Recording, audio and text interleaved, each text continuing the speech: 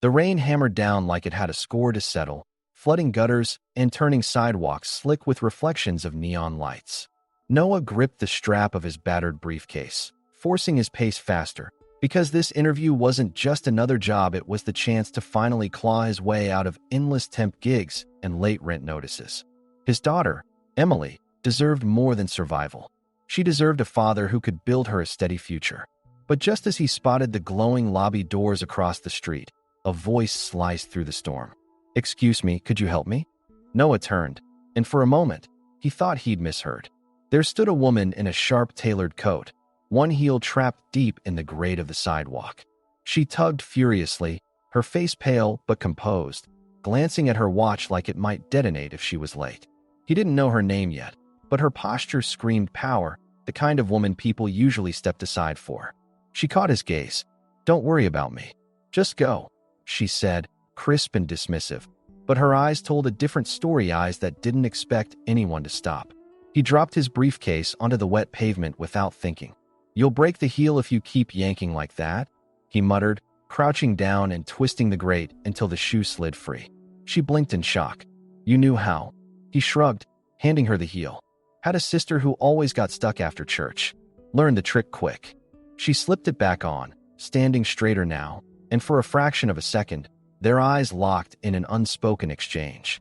Then she glanced toward the crosswalk. "You just missed your chance to make the light." He gave a crooked smile. "I'll catch the next one." Nobody deserves to be left stuck like that. By the time Noah reached the lobby of the towering firm where his interview was scheduled, his shirt clung to his back, his hair dripping rainwater onto the marble floor. The receptionist looked at the clock, her polite smile cutting sharp. "I'm sorry, sir. The partners have already begun the interviews. We can't reschedule." Her tone was syrupy but final. Noah froze, staring at the neat list of candidates on her clipboard, names that carried weight, the kind that came with private schools and family legacies. Names that never sprinted through rain in secondhand shoes. He forced a nod, thanked her, and stepped aside just as another man in a perfect navy suit brushed past him into the room he'd never enter. That night, the apartment smelled faintly of tomato soup and Emily's crayons scattered across the table. She perched on the couch, legs crossed, holding flashcards like a little professor. "How'd it go, Dad?" she asked without looking up. Noah hung his jacket by the door, forcing a smile. "They went with someone else." Emily tilted her head, her eyes sharp with a wisdom far beyond her 9 years. "Or maybe," she said softly, "they just didn't get to hear how awesome you are." He sat beside her, and she flipped to a card. "Why do you want this job?" He chuckled. "Because my boss at home eats all the good cereal." She rolled her eyes. "Try again, Mr. Carter." He met her gaze, voice steady. "Because I want to build a life where you never have to apologize for who you are." She scribbled on the card like she was grading him, then wrapped her arms around his neck. "Strong answer. You're still the best candidate, Dad." Far across town, the woman with the trapped shoe, Clara Reinhardt, stood in the gleaming foyer of her company's headquarters. The ink on a multi-million-dollar contract had just dried, yet her mind wasn't on numbers. It circled back to the drenched man in the rain who had stopped when no one else did, who freed her without asking for anything. No one deserves to be left stuck like that. His words clung like an echo. She didn't even know his name, but for the first time in years, she wondered what it might feel like to cross paths with someone who had nothing to gain from helping her. And as she stared out at the storm, she realized she hoped she would. The morning light filtered weakly through the blinds of Noah's apartment, painting pale stripes across the small kitchen where Emily sat, swinging her legs and scribbling in her notebook. She looked up as her dad packed her lunch. "You'll get another chance," she said matter-of-factly, as though stating the weather. Noah smiled faintly, but his heart carried the weight of the interview he had lost. Still, he nodded. "Yeah, another chance." He didn't know that the next call he answered would be the thread that tied his life back to the woman in the rain. By noon, a temp agency had lined up a week's worth of janitorial shifts at a high-rise. It wasn't glamorous, but it was work. Work meant groceries. Work meant Emily wouldn't notice his size late at night. That evening, the glass tower loomed above them, its polished marble floors gleaming under fluorescent light. Noah guided his cleaning cart across the lobby, the wheels squeaking with each push. Emily trailed beside him in her pink cardigan, clutching her homework binder like it was a badge of honor. She loved coming with him, pretending she was his assistant, scribbling reports at the front desk. He was crouched down polishing a brass rail when he heard her excited voice. "Dad, isn't that the lady with the shoe?" His head snapped up, and there she was, Clara Reinhardt, her coat perfectly tailored, her stride commanding. For a split second, she froze. The memory of Rain and his steady hands flashed through both their minds. Clara's assistant cleared his throat, murmuring about a board meeting, but her eyes lingered on Noah. Emily, with the blunt honesty only a child possessed, marched up to her. "My dad helped you. You didn't say thank you." Clara's breath caught, a rare flush creeping up her cheeks. "You're right," she admitted softly. "I didn't." Her gaze flicked back to Noah. "So, thank you." Noah gave a small shrug, his tone even. "Didn't do it for thanks." Something in his eyes, calm, unflinching, unsettled her. The elevator doors chimed, demanding her attention, but before stepping in, Clara said quietly, "Maybe we'll talk again." Emily tugged on her father's sleeve as the doors closed. "She likes you," she whispered with a conspiratorial grin. Noah chuckled under his breath. "Don't start, kiddo." But Clara couldn't shake the image of them, the man in a janitor's uniform and the little girl with fire in her eyes. That night in her penthouse, she found herself staring out at the city's glittering skyline, replaying their brief exchange. She'd built walls around herself, steel reinforced by years of leadership and scrutiny. Yet a stranger with nothing but honesty had rattled those walls. She recalled his words in the storm. Nobody deserves to be left stuck. They weren't just about a shoe. They were about something she hadn't admitted to herself, about loneliness, about pride, about being seen as untouchable. She poured herself a glass of wine, but it tasted hollow. For the first time in years, she longed for a conversation that didn't involve profit margins or board approvals. Meanwhile, Noah tucked Emily into bed, smoothing her hair as she fought to keep her eyes open. "Dad," she whispered, "do queens ever get lonely?" The question pierced him. He thought of Clara, the way her polished mask had cracked for a heartbeat. He pressed a kiss to Emily's forehead. "Maybe they do, sweetheart. Even queens need people who remind them they're human." Emily smiled sleepily. "Then maybe you should remind her again." Noah laughed softly, but when the room fell quiet and Emily's breathing steadied, he found himself staring at the ceiling, wondering what fate had just set in motion and whether he was ready for the storm it would bring. The following week brought whispers that moved faster than elevators in the high-rise. Noah noticed it first in the stairs, quick glances that slid away too late, murmurs that quieted the moment he entered a hallway with his mop and bucket. He had felt this weight before, in other buildings, in other lives, when rumors clung like shadows. Still, he kept his head down, focusing on the work. Emily, on the other hand, remained blissfully unaware. She colored at the lobby desk, chatting with guards and secretaries, her laughter echoing like sunlight against marble. It was during one of those evenings that Clara crossed their path again, not as the CEO striding past, but as a woman drawn by a child's laughter. Emily beamed when she spotted her. "Miss Shoe Lady, did you eat the peanut butter I gave you?" Clara blinked, startled, then chuckled, an unguarded sound that caught even her assistant off guard. "I did," she admitted. "And I have to say, it's better than half the dinners I've had this week." Emily leaned closer, her voice a loud whisper. "You should come to our place. Dad makes grilled cheese. The best." Noah stiffened, shooting his daughter a look. "Emily." But Clara's smile lingered, softening her sharp edges. "Maybe I will." For a heartbeat, it felt like the whole lobby had paused to listen. A senior VP lingered by the column, eyes narrowing, and the security guard shifted uncomfortably. Noah felt the tension coil in his gut. Different worlds. Same room. Dangerous mix. That night, Clara sat in her office, the city sprawling behind her like a sea of electric veins. She told herself she was working, scrolling through contracts and board reports, but her mind replayed the lobby scene. Emily's disarming warmth, Noah's steady eyes that carried no flattery, no fear, only quiet truth. It tugged at something deep, a memory of her own childhood. She saw herself at 9, clutching a school trophy while her parents' mansion echoed empty, no one there to clap. The loneliness pressed against her ribs, sharp and familiar. She closed her eyes, realizing she'd built her empire high enough to escape those feelings, yet here she was, being pulled back by a janitor and his daughter. The next day, as Noah pushed his cart down the executive wing, he turned the corner to find Clara sitting on a leather chair beside Emily. The two were chatting like old friends. Emily was mid-sentence. "And Dad says high chairs are for toddlers. Queens don't need them." Clara laughed, a sound so bright it startled Noah. He froze, the weight of eyes on him from down the hall. Assistants had stopped pretending to work. A director whispered to another, their smirks sharp. The unspoken rumor was taking shape, twisting something innocent into fuel. Noah felt the burn of it, but said nothing. "Emily," he called softly, his voice more warning than command. She hopped up, smiling. "We were just talking." Clara rose smoothly, her expression unreadable.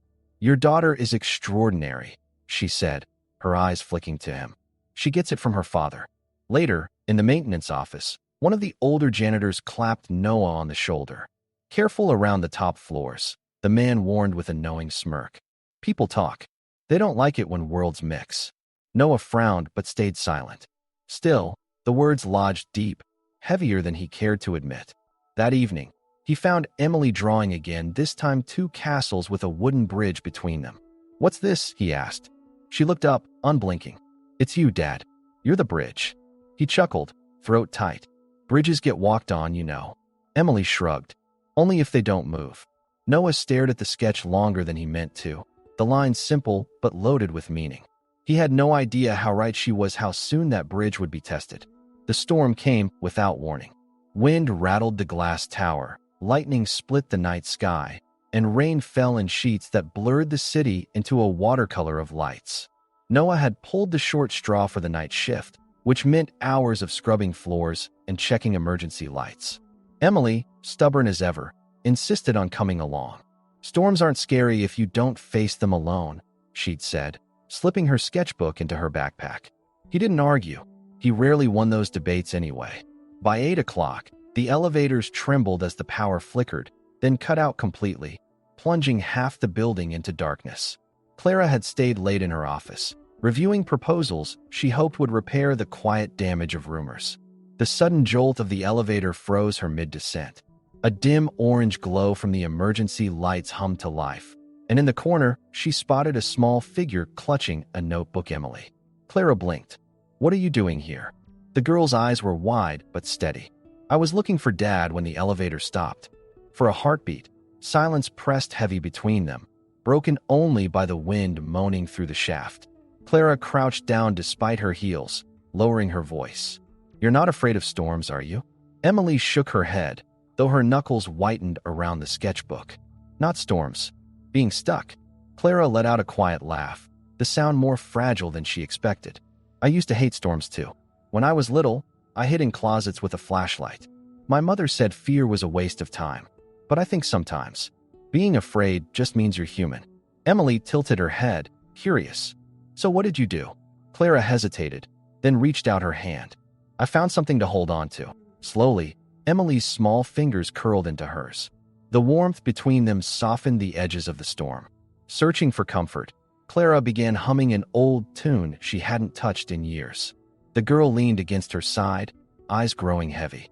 The dim hum of the elevator became less terrifying, almost safe. Minutes later, a metallic groan signaled help. A flashlight beam cut through the hatch, followed by a voice that made Emily sit up instantly. "Ellie." Noah's shout was thick with worry. He dropped to his knees as the crew anchored a ladder, his hand reaching down before anyone else moved. Emily scrambled into his arms. "We were fine, Dad." She sang to me. Noah's gaze shifted to Clara, the emergency glow catching the planes of his face. Their eyes held in a silence louder than the storm itself. Relief, gratitude, something more unspoken flickered between them. He helped them both out, his arm never leaving his daughter's shoulder. In the corridor, lights still dead, Noah asked softly, "You okay?" Clara's answer came steadier than she felt. "Better than okay." Her eyes didn't waver from his. "Noah, about the other night." His jaw tightened. "You don't owe me an explanation." "Maybe not," she admitted, "but I owe you the truth." Something unspoken passed between them, a fragile ceasefire, born not of words, but of survival shared in the dark. Emily yawned, tugging both their hands. "Can we go home now?" The tension broke into quiet laughter. As Noah led his daughter away, Clara lingered, watching them disappear down the hall. She realized with startling clarity that storms didn't just trap you, they showed you exactly where you belonged.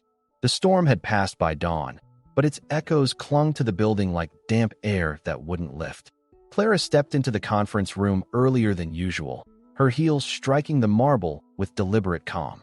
Across the table sat Marjorie, her senior VP, cool and calculating as ever. Clara dropped a printed file onto the polished wood. "Recognize this?" Marjorie's eyes flicked to the pages, feigning indifference. "HR records? I don't see the issue." Clara's voice sharpened. "It's the email thread you sent. The one suggesting Noah Carter was manipulating me for career advancement. You weaponized gossip against a man who's done nothing but his job." The silence that followed was sharper than any shout. Marjorie leaned back. "I see. The board doesn't respect a CEO who blurs lines with the staff.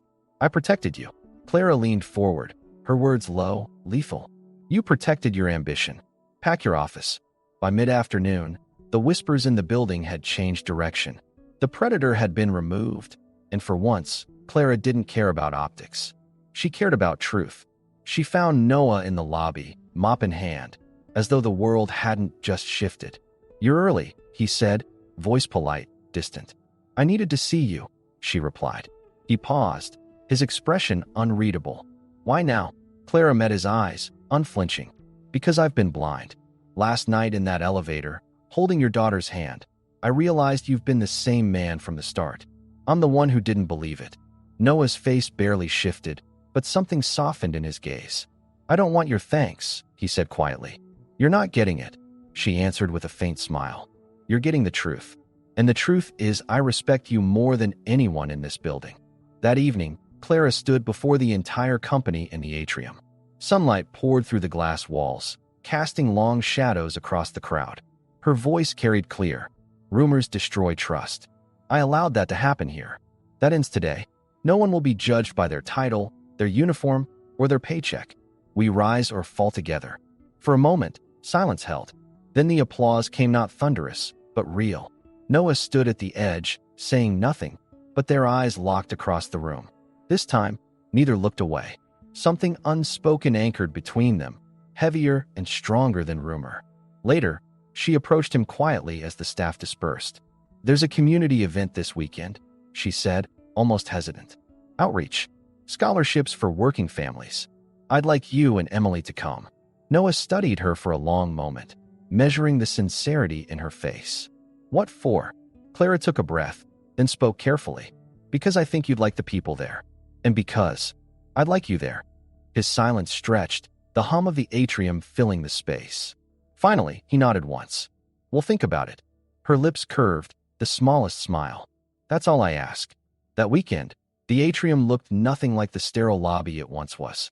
Paper lanterns hung in constellations, tables overflowed with books, backpacks, and library cards, and children's laughter filled the air. Clara stood on the stage in a simple dress, no armor, no Ice Queen mask. Her voice warmed the room. "I used to think power meant height. Now, I believe it means reach. Tonight, we're building the Bridge Fund scholarships and grants for working families. Not charity. Partnership." Applause swelled, genuine and human. She caught Noah's gaze in the crowd, Emily's small hand clutching his. Clara's words faltered for half a second, then steadied. "None of this exists without a reminder from someone who didn't even know me. You fix things with the next thing you do. This fund is our next thing." And as the crowd rose to their feet, her eyes found his again. This time, there was no mistaking the question in them, no mistaking the answer waiting in his. But just as Clara stepped down from the stage, a shadow lingered at the edge of the lights, a photographer lowering his camera, the kind who sold stories not to inspire, but to wound. The shutter clicked once more before he disappeared into the crowd. Noah felt the unease ripple in his chest. Something told him the storm wasn't done with them yet. The article hit inboxes before sunrise. A gossip column dressed as news, dripping with venom. Which Ice Queen CEO has been caught getting cozy with her janitor? Is it charity, scandal, or desperation? By the time Noah arrived for his shift, printed copies were already taped to the breakroom fridge. He didn't need to read the words. He could feel them in the way people's conversations froze when he walked past. Emily sensed it too. "Why's everyone staring like that, Dad?" she whispered, clutching his sleeve. He forced a smile. "Because they don't know the truth." She studied his face, her small diplomat eyes sharper than most adults. "Then maybe you should tell them." That evening, the benefit went on as scheduled. The atrium glowed with lights and music, but the air carried a charge of judgment, like glass ready to crack. Noah kept to the sidelines, finishing his setup work, determined not to distract from the cause. But when a reporter stood and asked Clara point-blank about her relationship with the janitor, the room tilted. All eyes on her. For a heartbeat, she froze, torn between instinct and integrity. Marjorie would have wanted her to deny it, to build another wall. Instead, Clara let the silence stretch until it almost broke. Then she spoke, her voice even but carrying steel. "This man has no angle, no agenda. He reminded me that power without compassion is empty. If kindness is a scandal, then I'll wear it proudly." The room buzzed, divided between admiration and shock. Backstage, she found Noah leaning against a column, arms crossed. "You didn't have to do that," he said, tone careful. Clara stepped closer, her heels clicking against the tile. "Yes, I did. Because I was wrong to hide before. And because you were right, people aren't stuck because of titles. They're stuck when nobody reaches across." His jaw tightened, but the edge in his voice softened. "And what about Emily? She deserves better than rumors." Clara's eyes flicked toward the child waiting nearby, clutching her sketchbook. She crouched down, speaking to her directly. "Emily, I'm sorry. I said the right thing for the wrong reason, and it hurt you. But I'll fix it with the next thing I do." Emily's smile was small but certain. "Then you can sit at our table next time. Grilled cheese and peanut butter. No rumors allowed." The following week, Clara stood in front of the entire company once again. This time, she didn't hide behind numbers or polished speeches. "No one here will ever be diminished because of their role," she declared. "Every job matters. Every person matters. If anyone doubts it, remember this. Without people like Noah Carter, this building doesn't stand." Applause rose, not forced, not polite, but real. At the back, Noah lowered his eyes, humbled, while Emily clapped the loudest. Clara caught his gaze across the atrium, and for once, she didn't look away. She let the truth be seen. That night, as the city lights blinked in the rain-slicked streets, the three of them walked together: Noah, Emily, and Clara. No titles, no uniforms, just people, choosing reach over height. Emily tugged their hands into hers, declaring, "If someone gives you sunshine, you don't throw it away." Clara laughed, the sound unguarded, bright. "Then I'll learn the rules," she promised. One jar of peanut butter at a time. For the first time in years, the future didn't feel like a contract or a burden. It felt like a bridge, fragile maybe, but real, built from trust, kindness, and the courage to cross it together.